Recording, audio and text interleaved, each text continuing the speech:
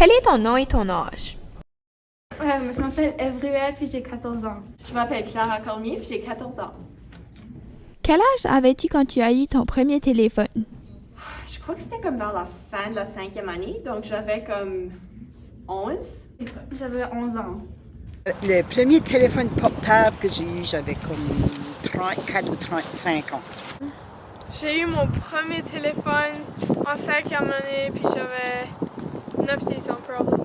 Combien d'heures dirais-tu que tu passes sur ton téléphone? Je vais pas l'admettre, mais c'est comme plus que 5 pour sûr. Peux-tu aller regarder, s'il vous plaît? Ouais. Donc aujourd'hui, c'était 2 heures, puis ma moyenne quotidienne, c'est de 7 heures et 6 minutes. Comme 4h10. Peux-tu aller regarder sur ton téléphone, s'il te plaît? Oui. 4h10. OK. Ben, ça dépend tout le temps de quand c'est comme quel temps que c'est. Comme si c'est comme l'année scolaire, probably 2 à 1 heure. Quand c'est l'été, probably comme 4 heures.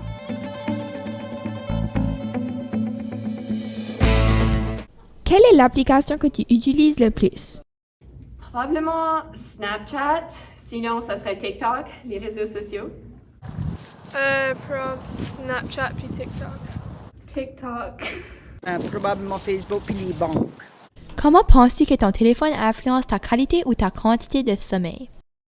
Ah, ça, je suis sûre que ça l'influence beaucoup. Puis ma mère me le dit tout le temps, mais je l'écoute jamais. Ça affecte la production de mélatonine, qui est ce qu'on a besoin pour dormir. Puis moi, j'y vais sur mon téléphone ou mon ordinateur les soirs. Puis c'est sûr que c'est pour ça que je peux pas m'endormir avant 12 heures. Oh, je passe plus de temps que je devrais le soir. Mais non, je pense pas. Là, quand je m'endors, je m'en vais me coucher. Je trouve que si comme mon phone est comme à côté de mon lit, ça me tente tout le temps de voir qu'est-ce qu'il m'a texté ou comme si j'ai eu un like to something. Puis là, quand tu vas dessus, tu vas dessus puis tu remarques pas, ça fait comme 1 heure. Parce que moi, je trouve que c'est better de dormir comme quand mon phone est comme pas proche de ma chambre ou pas dans ma chambre. Penses-tu que les gens qui ne sont pas de ta génération comprennent ce que tu vis en ligne? Ça dépend vraiment qui. Il y en a des qui sont plus au courant de ce que c'est maintenant, l'Internet. Puis il y en a d'autres qui ont choisi un peu d'ignorer ça puis de pas ouvrir cette porte-là. Donc, ça dépend qui. Ben, je trouve probably pas parce que eux, quand il y avait notre âge, ils étaient comme moins sur leur phone, ils jouaient plus dehors, which is something que moi j'aimerais plus faire. So, je trouve que comme ça, c'est tout Facebook pis ça. So, ils gâtent un petit peu, mais pas comme plenty. Non, parce que comme quand ils ont grandi, il n'y avait pas comme de téléphone, puis il n'y avait pas comme les problèmes là. Quels sont les problèmes les plus importants auxquels les jeunes d'aujourd'hui font face sur l'Internet? Moi, je dirais comment est-ce que je dis ça? C'est comme juste la brutalité de tout, la violence qu'on est exposé à, l'intimidation. Aussi, le contenu sexuel, c'est juste tellement dans nos faces, puis ça nous force à genre de grandir beaucoup plus vite qu'on devrait. Je connais pas trop ça, mais je pense que c'est un peu dangereux parce que il y a des gens qui sont pas trop nice, ils sont mauvais, puis ils essayent d'influencer les jeunes par l'Internet, puis les téléphones, puis ces choses-là. Comme l'intimidation en ligne.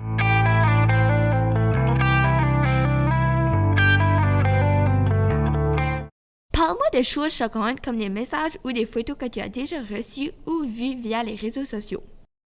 Donc, je suis très, très chanceuse d'avoir jamais reçu de nudes parce que je fais attention à ce que j'ajoute sur les réseaux sociaux. Mais sinon, sur Instagram, ils sont vraiment pas bons à gérer ça. Je suis souvent ajoutée dans des groupes j'imagine que c'est ça, je clique jamais dessus, je les efface. Mais j'imagine que c'est de la pornographie. Sinon, juste des messages. Il y a des choses que tu dirais jamais en vraie vie que tu dis sur les réseaux sociaux. J'ai jamais vu quoi choquant ou rien, mais je sais que ça peut arriver, mais je veux pas que ça m'arrive. Pas vraiment. Des fois, peut-être, mais pas vraiment. Pas que je m'en souviens. Comme souvent, il y a comme sur Snapchat, il y a beaucoup comme de gars qui envoient comme des photos comme de leurs private parts, puis qui demandent pour des photos de même.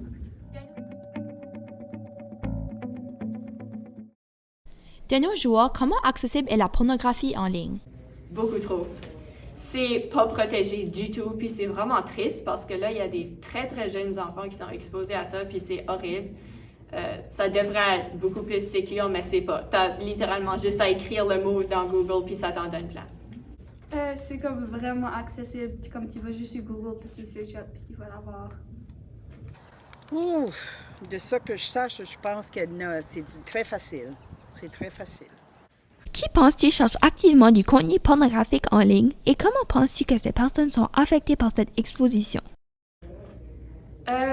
Probablement les jeunes alentour de notre âge, surtout peut-être vers l'adolescence plus jeune, puis là aussi l'adolescence plus vieille, mais les adolescents en gros.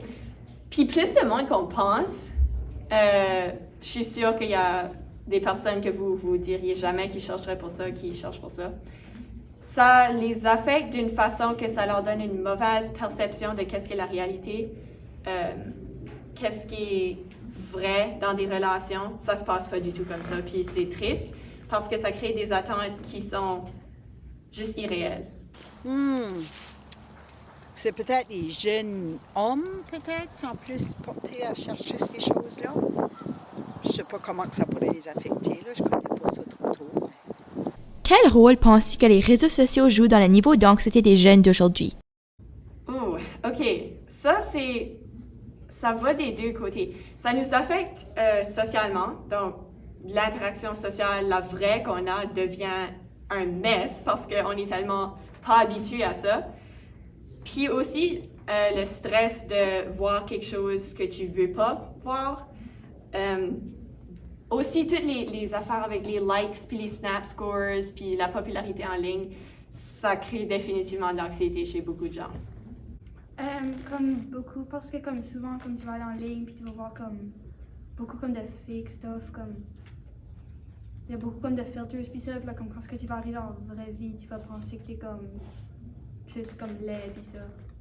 Je trouve que ça peut causer beaucoup d'anxiété parce comme si tu postes quelque chose, tu vas comme I wonder ce que lui va dire about ma photo, comme tu worries tout le temps comment likes tu vas avoir, puis là tu fais comme t'es comme oh non il faut que je réponde mes streaks puis mes snaps puis stuff de même. Moi je trouve que ça peut causer de l'anxiété dans ce cas-là. D'après toi, quel pourcentage des jeunes sont dépendants de leur téléphone et des réseaux sociaux? Au-delà de 80%. C'est tellement addictant, puis je peux le dire d'expérience. Tout le monde que je connais a un téléphone, puis il l'utilise beaucoup. J'oserais dire presque 90%, tout le monde a des téléphones, puis on se fie beaucoup au téléphone, même nous autres, là, pas juste jeunes. On est tous portés à se fier beaucoup au téléphone. Probably comme 80% ou comme 85%, parce qu'il y a still des jeunes qui sont pas super addictés, mais quand c'est un phone puis tu find out about tous les réseaux sociaux, c'est vrai que c'est hard de comme pas être sur ta phone. Quels défis sociaux vivent les jeunes en raison de la présence importante des cellulaires ou de réseaux sociaux dans leur vie?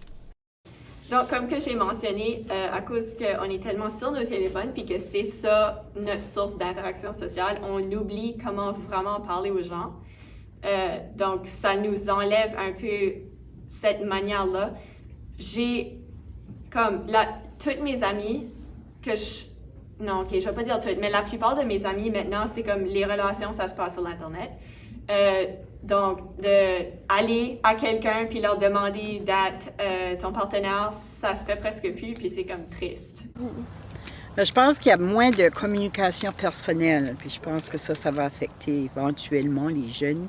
Ils ne savent pas comment se présenter devant le monde parce qu'ils sont toujours cachés en arrière d'un téléphone. C'est quoi le niveau d'importance accordé aux likes dans le monde d'aujourd'hui? Ça, je sais pas si ça affecte autant notre génération que celle juste avant nous, mais c'est quand même quelque chose que les gens parlent de, comme le Snap Score. J'ai un ami qui a fait une compétition avec sa petite amie pour voir qui est-ce qui pouvait en avoir le plus, puis ça a juste rendu... Je sais pas, j'ai trouvé ça bizarre.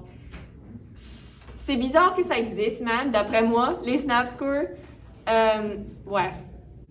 Ben, je veux dire comme si que tu postes une vidéo puis t'as comme 2 likes, ça peut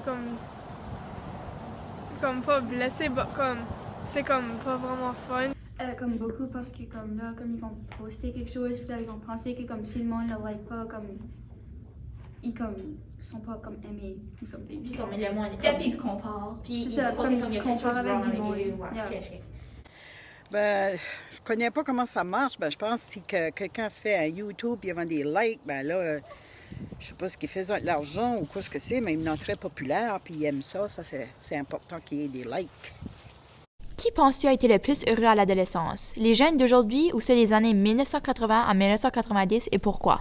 Ça, c'est dur à répondre parce que d'une façon, maintenant, on parle beaucoup plus de la santé mentale. Puis c'est plus comme un sujet tabou.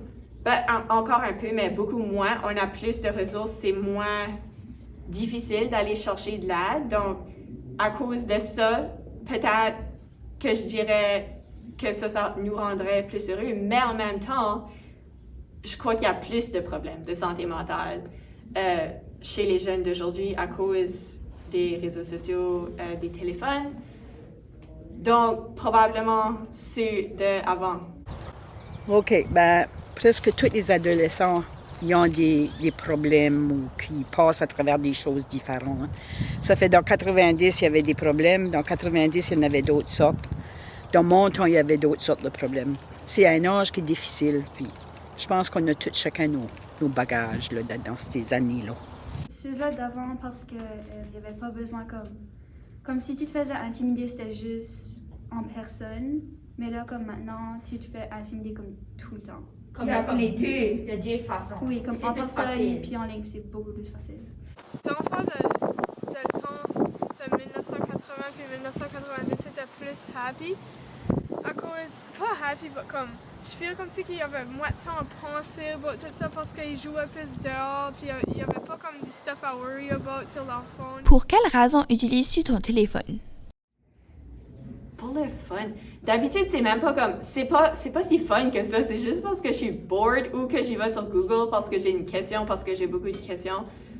Ou pour parler à mes amis. Évidemment, la pandémie a rendu la socialisation très difficile. Puis comme quelqu'un de social, c'est très important pour moi de quand même pouvoir parler à mes amis. Donc, je le fais avec mon téléphone. Comme quand je suis comme bored, puis j'ai rien à faire, je vais comme aller dessus ou comme pour parler à mes amis. Ok. Pour quelle raison est-ce que tu utilises ton téléphone? Ben, c'est tout ce que j'ai, c'est mon téléphone. Je n'en ai pas chez moi de la maison. Je l'utilise comme téléphone, je l'utilise pour l'Internet, je l'utilise pour des messages email, je l'utilise pour faire mon banking. C'est vraiment convenant. Ben, je sais pas, c'est que je trouve que, comme, si que j'aurais pas comme tout le monde n'aurait pas une phone, je voudrais pas une phone. C'est juste, je feel que quand comme tous mes amis ont un téléphone, puis ils faisaient tous des TikTok, puis des Snapchats, des stuff de même, ça m'encourage comme plus à avoir une phone. Mais si personne n'aurait une phone, je voudrais pas une phone. Qu'est-ce que les gens qui ne sont pas de ta génération seraient surpris d'apprendre concernant les réseaux sociaux? Je crois que c'est tout. Ça serait comme juste la brutalité, toute la violence qu'il y a. Juste les vidéos choquantes. Je sais pas si vous savez, mais quand tu envoies un TikTok à quelqu'un, c'est que tu l'envoies pas comme directement du app, ça t'envoie sur le site. Puis là, comme directement après la vidéo, ça joue des choses qui sont juste comme extrémistes, puis comme vraiment pas bien. Puis je crois pas qu'ils s'en rendent compte jusqu'à temps qu'on leur envoie un TikTok, puis qu'ils le voient, puis là, c'est comme définitivement choquant pour eux.